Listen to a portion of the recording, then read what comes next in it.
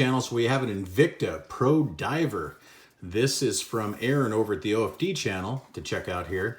This one here, I guess what he did is he got this for the Amazon Prime Days at a very good price. I'm not sure exactly what he paid, but this particular model, I believe, let's see if it says it somewhere. I believe this one is the 89260B. So this is their Pro Diver, kind of like their Rolex Submariner homage watch. Pretty cool actually for the cost. I mean, they're under $100, and you get a lot of that Rolex homage look. So a lot of bang per buck. If you're not, big time watch enthusiast and you're not really interested in getting name brand or anything like that, I mean, you just want to pick up something to kick around in, this is a good option. A lot of people will buy these, and people will, from across the room will think, oh wow, that's a Rolex, but it's indeed a Invicta. So let me see. I think I wound it up already a little bit. Let's wind it up some more. So this is a hand winding hacking movement. It's an NH35 by Seiko, tried and true movement that you'll see a lot of times in micro brands. So as you can see, this one does hack. Let's get the hands kind of out of the way, do the 10-10 thing, so you guys can see the dial a little bit better. So nice size crown, easy to manipulate, and you can see that dial. Plied indices. You have the Mercedes hands. You have the little Invicta on that second hand there. And then you have a date magnifier. Now that date magnifier is probably I'm thinking a 2 possibly. This one here on the sub is a 2.5 magnification. So this is probably a 2 or so. It's actually pretty good, better than even like I've seen on Steinhardt. So that's not bad. So for under $100, you actually get quite a bit of quality, really. This one has a exposition case back there. You can see that see-through case back, and screw down case back, screw down crown, stainless steel bracelet, Invicta on the side there. So brushed up on the top, polished in the middle link, and then polished on the sides. 120 click bezel here. And you can see that. Pretty good action, actually. Not too bad. Let's see. And it does kind of line up too. It has a little bit of backplay, but so does Rolex, right? So not too bad. There is your dial. Invicta automatic professional, 660 feet, 200 meters. Now I didn't bring my caliper out. Let me grab it real quick because I want to see, I believe it's a 40 millimeter. So let's do the measurements real quick. We can find out. I'm pretty sure it's a 40 mil. And let's see what this says here. So from side to side, because it is modeled after the sub. So yeah, 40 side to side.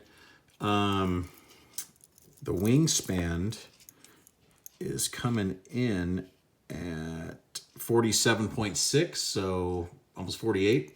Thickness, we are about 14.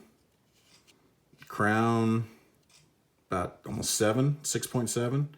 Lug width, we're coming in at a 20. So very good. Not a whole lot of taper. That looks like it tapers down to about a 17, almost an 18. So pretty good dimensions. Pretty much same dimensions as a sub. So that's good. Let's do a Loom Shot real quick, and then we can throw it on the wrist. But this is, pretty popular watch, honestly. I'm sure they sell quite a bit. For that price point, you can actually get a pretty decent watch to kick around in with a good movement. I mean, honestly, the movement, the NH35 is no slouch. You can regulate them, get them running pretty good. It's got hand winding, hacking, all that. So it's very, very decent. Let me turn this light off. So there's the Loom. Not all that bad, right? Look at that. Not too bad. Loom plots could be a little bit bigger, but you're talking $100 watch, guys. Less than $100. So let's do this. I was gonna put it on the time grapher just for, just to see kind of where we're at. Let's see what happens. Okay. So you guys have probably seen these boxes before. Invicta box, not all that bad really for for what you get.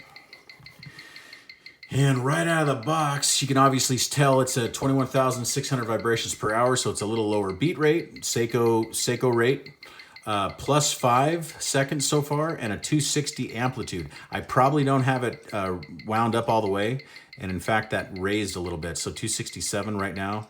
So that's not all that bad. Look at that beat error, 0.0.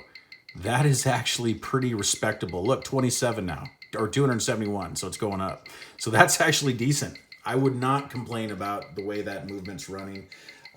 It'd be interesting to see. I've got another Invicta we'll throw up here too in another video, and we'll see where that's at as well. But that is pretty decent. You cannot go wrong with that. That is pretty decent.